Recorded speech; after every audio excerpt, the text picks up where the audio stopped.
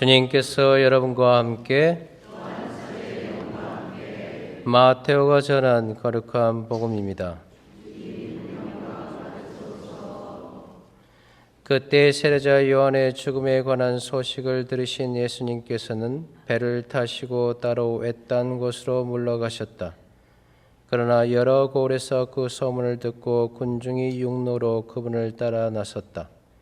예수님께서는 배에서 내리시어 많은 군중을 보시고 가엾은 마음이 드시어 그들 가운데 있는 병자들을 고쳐주셨다.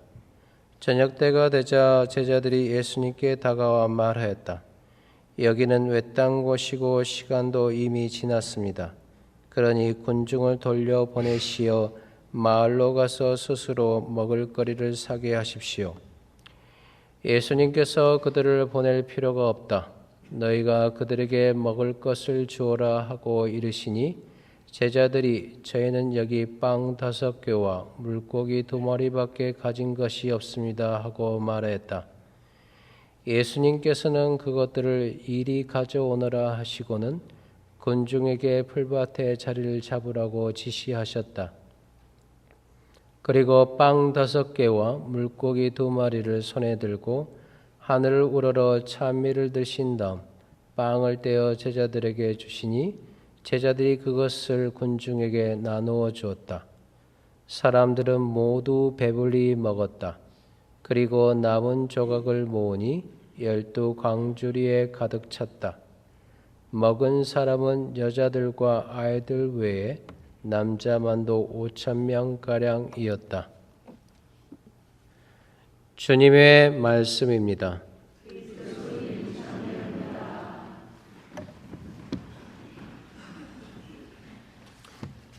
참 예수님, 오늘 복음은 남자만도 5,000명을 먹이신 기적이죠. 그러니까 여자들, 아이들 다 합하면 훨씬 더 많겠죠. 이 복음에 대해서 여러분들은 이미 잘 알고 있습니다. 그러니까 기도하실 때 더 힘들 수 있어요. 왜냐하면 이미 알고 있다 하니까 새로운 거를 못 발견할 수 있습니다. 새로운 마음으로 이 성서를 접하셨으면 좋겠습니다. 또 한 가지, 이 5,000명을 먹이신 기적은 네 복음서에 다 나옵니다. 그렇지만 복음서마다 안배 이 내용을 넣는 공간이 다 달라요.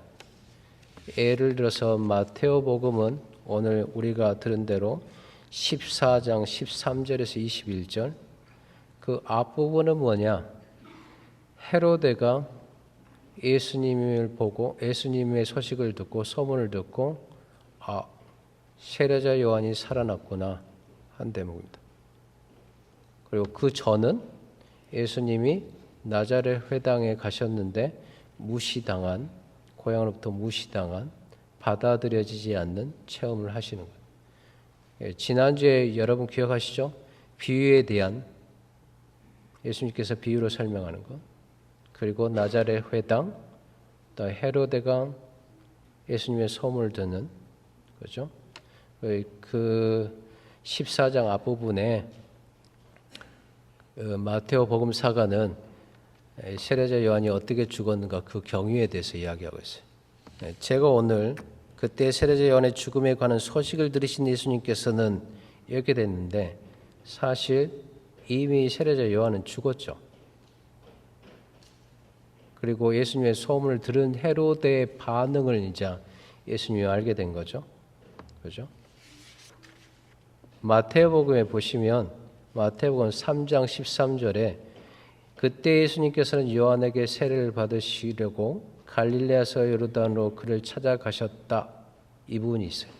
세례 때 세례자 요한을 만났어요. 4장 12절 예수님께서는 요한이 잡혔다는 말을 들으시고 갈릴레아로 물러가셨다. 광야에서 유혹받으시고 광야 체험을 다 하시고 나서서 세례자 요한이 이미 잡혔다는 것을 알게 됐어요. 11장 2절에서 4절까지 그런데 요한이 그리스도께서 하신 일을 감옥에서 전해 듣고 제자들을 보내어 오신 분이 선생님이십니까? 아니면 제가 다른 분을 기다려야 합니까? 하고 물었다. 예수님께서 그들에게 대답하셨다. 요한에게 가서 너희가 보고 들은 것을 전하여라. 그 다음에 세례자 요한은 죽고 헤로데가 예수님의 소식을 들은 거죠. 느낌이 어때요? 예수님이 왜 외딴 곳으로 가셨을까요? 정치적으로 보면 더 헤로데가 좋은 왕이 아니잖아요. 그렇죠? 점점 압박감을 느끼셨다고 할 수 있어요. 그렇죠? 이에 비해서 마르코 복음은 6장 30절에서 44절까지 되어 있는데 앞부분이 뭐라고 되어 있냐면 사도들이 예수님께 모여와 자기들이 한 일과 가르친 것을 다 보고하였다. 제자들이 파견돼서 복음 선포하고 돌아올 때 제자들한테 외딴 곳으로 가서 좀 쉬자 이렇게 됐어요. 루카 복음도 똑같고 요한 복음은 6장 1절에서 15절이 되어 있는데 예루살렘에서의 행적 다음에 바로 6장을 넘으면서 갑자기 지형적으로 바뀝니다. 갈릴리아로. 그러니까 다르죠. 이야기는 똑같는데 이야기를 어떻게 배열하느냐에 따라서 읽혀지는 똑같은 이야기가 달리 들려요. 이거를 성서신학에서는 편집 비평이라 합니다. 마테오 복음사가는 왜 오늘 복음을 이 자리에 안배했는가? 그럼으로써 뭘 드러내려고 했는가? 이게 마테오가 전하는 예수님의 모습이에요. 달리 표현하면 마테오의 신학입니다. 이 관점에서 여러분이 볼 필요가 있어요. 예수님은 이런 헤로데의 고향에서의 무시, 많은 군중들이 자기를 왕으로 이렇게 모시려고 하는 것, 바리사이들이 당신을 죽이려고 하는 그런 위협 속에서 외딴 곳으로 가셨다고 할 수 있습니다. 그런데 예수님이 제자들과 같이 갔는데 육로를 통해서 여자도 어린이도 장정들도 5,000명이나 많은 그 군중이 와서 그 중에 있는 병자를 치유해 줍니다. 그죠? 저녁 때가 되니까 제자들이 예수님께 이런 말을 해요. 여기는 외딴 곳이고 시간도 이미 지났습니다. 그러니 군중들을 돌려보내시오. 마을로 가서 스스로 먹을 거리를 사게 하십시오. 지극히 이성적으로 보면 합리적인 생각이죠. 예수님, 스승님, 이들을 보내시고 우리도 좀 쉽시다. 이럴 수 있죠. 근데 오늘 잘 보시면 물고기 2마리하고 빵 5개잖아요. 제자들하고 예수님이 먹을 양으로 충분해요? 충분하지 않죠. 이게 갑자기 외딴 곳으로 왔다고 할 수 있습니다. 그리고 군중들 돌려보내고 좀 우리끼리만. 근데 예수님은 이런 말씀하세요. 그들을 보낼 필요가 없다. 너희가 그들에게 먹을 것을 주어라. 이렇게죠. 제가 보기엔 제자들 중에도 이 예수님 말씀에 화가 날 수도 있거든요.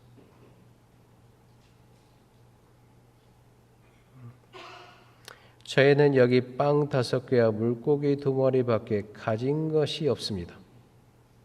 다른 복음서에 보면은 이걸로 뭘 하겠습니까? 이렇게 표현되어 있어요. 그렇죠? 근데 예수님은 빵을 더 구해오너라 이런 말씀도 안 하시고 그것을 이리 가져오너라 했어요.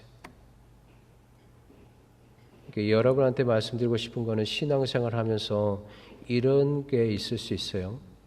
첫째, 제자들의 생각과 예수님의 생각이 다른 것처럼 나의 생각과 예수님의 생각이 다를 수 있습니다. 그런데 예수님의 생각을 받아들이기가 어려울 수 있어요. 오늘 제자처럼.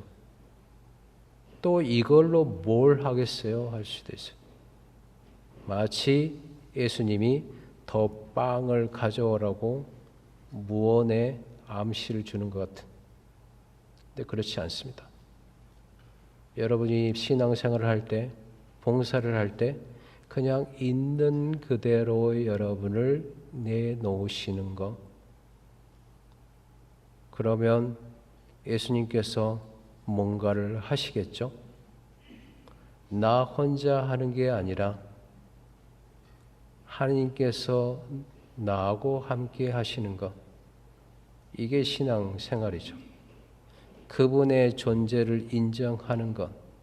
내가 생각하기에 이분은 도저히 이렇게 해주실 것 같지 않지만 그래도 내어드리는 것. 어떻게 보면 오늘 복음에서 제가 강조하고 싶은 거는 제자들의 생각이 예수님의 초대로 내려진 것처럼 여러분들의 일상 안에서 여러분들의 생각을 내려놓을 수 있는가. 저는 여러분들의 생각을 여러분의 생각이라고 생각하지 않습니다. 저 자신도 그렇고. 그거는 보통 습관된 익숙한 생각이라고 할 수 있습니다. 제가 대만에서 경험이 있는데요. 대만에서 몇 년 이렇게 중국어 공부를 할 때 제가 식사 때마다 고추장하고 김치를 계속 찾는 제 모습을 봤어요. 언제까지 고추장하고 김치를 찾을 거니 하고 저한테 속으로 물었어요. 그 순간부터 고추장하고 김치를 끊었어요.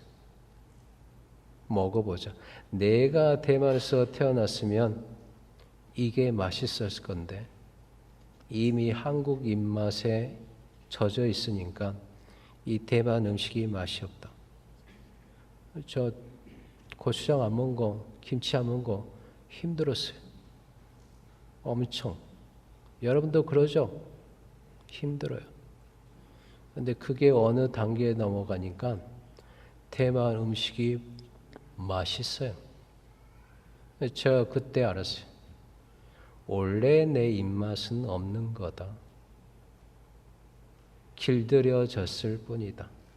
그 길들여진 맛으로 대만 음식이 맛있네, 맛없네, 필리핀 음식이 맛있네, 맛있네 판단했구나. 단식하고 그러면서 원래 아무 맛도 감각이 살아나는 거죠. 그래서 대만 음식을 먹었을 때 참 맛있었습니다. 지금도 어떤 대만 음식은 머릿속에 떠올라요. 군침이 돌아요. 생각도 똑같은 것 같습니다. 내 길들여져 있는 이 생각을 내려놓을 때 하나님의 생각, 예수님의 생각을 받아들일 수 있다. 이걸로 뭘 하겠어요? 그 마음이 있지만 예수님께 내어놓을 때 예수님께서는 거기에서 뭔가를 하신다. 이거는 제자들하고 예수님이 함께 하는 거죠. 근데 여러분 그거 잘 보셨으면 좋겠어요. 저는 기도할 때 이걸 봤는데 그 물고기 2마리랑 빵 5개에서는 예수님의 목도 있죠. 그렇죠? 예수님도 내어놓으셨어요. 우리 거를 내어주자 이거죠. 그래서 제자들은 이 5,000명을 먹이신 이 기적을 통해서 군림하는 제자가 아니라 섬기는 제자의 그 수업을 받았습니다. 군중들을 자리에 앉히고 그들에게 예수님으로부터 건네받은 예수님은 그걸 받아서 하나님께 찬미와 감사를 드리고 그죠? 오늘 5,000명을 먹이신 그 기적은 제자들이 어떻게 군중을 보살펴야 되는지 섬겨야 되는지 봉사해야 되는지 잘 보여주는 이야기라고 생각합니다. 그리고 오늘 5,000명을 먹이신 이 기적은 달리 표현하면 미사의 원형입니다. 오늘 여러분들이 미사에 참석하시잖아요. 5,000명 먹이신 기적, 또 최후의 만찬, 이건 미사의 원형입니다. 또 생각나는 게 뭐가 있죠? 이스라엘 백성이 광야에서 만나를 먹은 체험. 이걸 통해서 우리가 알 수 있는 게 뭐냐? 예수 그리스도는, 하나님은 우리를 돌보시고 가르치고 인도하시는 분이시다. 여러분들이 신앙생활을 하면서 이렇게 내 안에 있는 습관된 어떤 것들은 점점 죽어가고 소멸하고 예수 그리스도의 어떤 정신을 점점 받아들이는 것, 예수 그리스도를 입는 거죠. 그리스도화 되는 거고, 여기에 죽음과 부활이 같이 있는 거죠. 여러분이 죽지 않으면, 여러분 한번 생각해 보세요. 내가 죽는 게 뭐가 있지? 내가 포기한 게 뭐가 있지? 근데 제가 말씀드리고 싶은 거는 뭐냐면, 그 습관된 생각은 우리가 우리 자신을 생각하는데 그렇지 않습니다. 그거를 당연시 한다면 거기에 따라서 여러분들의 기분은 좌지우지 되겠죠. 근데 그거는 버려져야 될 것. 과감히. 그러면서 새로 거듭 태어나는 거죠. 창조된다. 새 창조된다. 8월 시작했습니다. 오늘 이 복음을 통해서 여러분들이 8월 한 달 새롭게 거듭나기를, 또 우리 공동체가 거듭나기를, 오늘 미사 후에 구역장님, 반장님들 워크숍이 있습니다. 그분들이 예수 그리스도의 정신으로 여러분들을 섬길 수 있도록, 저와 연대서 여러분들을 섬길 수 있도록, 또 그럼으로써 공동체가 새로워질 수 있도록 이 미사 중에 함께 기도해 주셨으면 좋겠습니다.